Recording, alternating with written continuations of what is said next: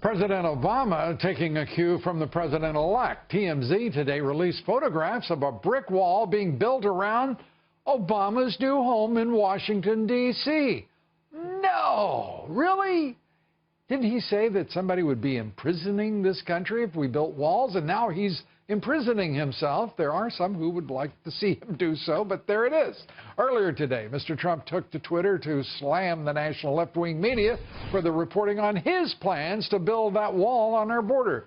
Trump tweeting, quote, "The dishonest media does not report that any money spent on building the Great Wall for sake of speed will be paid back by Mexico later." So there. Joining me now, former senior advisor to UK Prime Minister David Cameron, Steve Hilton. Steve, good to have you with us. I suspect David Cameron wishes he had about 30 million followers on Twitter and Facebook so that he could have gotten through the noise of the media.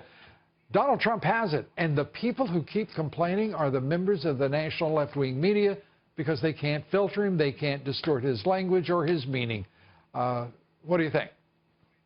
That's exactly right, and that's what's so refreshing about this completely new way for a leader to communicate with the people who elected him and also those who didn't, and to make clear what he really means without the distorting effect of all of those clever people who actually were not so clever after all. The other thing that your report made me think was, well, first of all, who's going to pay for Obama's wall? That's a question I think that we need to know. When Trump talked about his wall, he made it very clear who's going to pay. Who's going to pay for the wall, Mr. Obama? Yeah. But the serious He doesn't pay for much himself. We know that. That's exactly right. But I think the serious point, in really those astonishing remarks from Obama about a wall becoming a prison, it really made me think back to the communist era. And the communist regimes, for example, in Hungary, where my parents are from, they built walls to keep their people in and stop them from leaving. Right. That really is a prison. But here, the problem is people not leaving America, but wanting to come to America. It's exactly the opposite. He is precisely wrong in how he characterized it. He's precisely wrong and not embarrassed a bit that he distorts reality and does so in service of a really stupid position that he has championed for a long time, that open borders are just fine and have no effect on our society or damage to our economy. You know, it is really remarkable to me to see the president-elect going to Twitter and asserting his views on national intelligence, of which he is highly suspicious and skeptical. And the left-wing media, and frankly, part of the mainstream media, the right-wing media, clucking about the fact that he would, have the temerity to question the product of our august intelligence services as if he was working, as if he were working for them, not they for him and the nation. What do you make of it? Well, it's just hilarious, really. I mean, these are some of the same people who are completely up in arms about the intelligence agencies getting it wrong over Iraq and its weapons of mass destruction. It reminded me again of all that saga when I was in the UK at the time, the dodgy dossier, the sexing up of intelligence.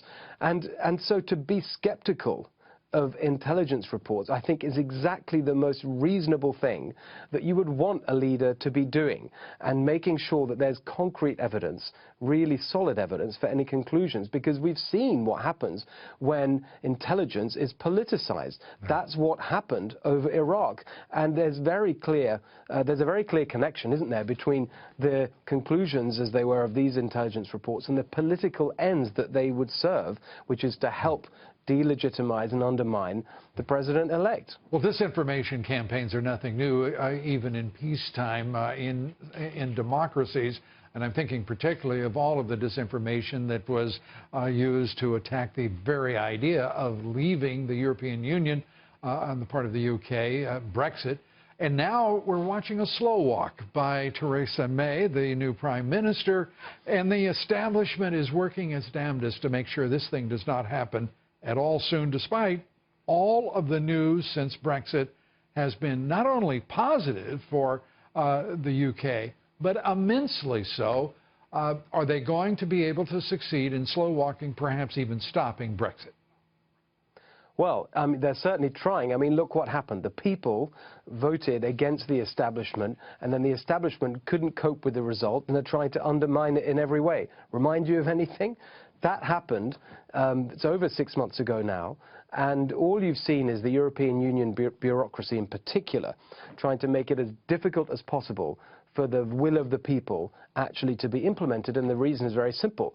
If Britain leaves the EU in an orderly, straightforward way, then it will say to other countries, you can do it too, and they want to teach other countries that if you try and do this, you're going to get punished.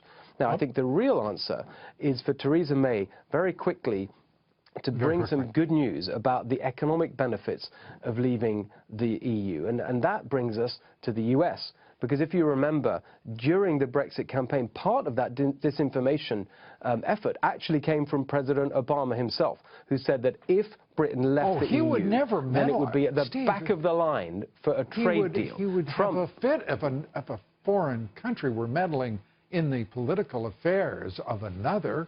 An important, I'm sorry, that's right. It's okay if he does it, whether it's Brexit in the UK or Israel and its elections. It's unbelievable.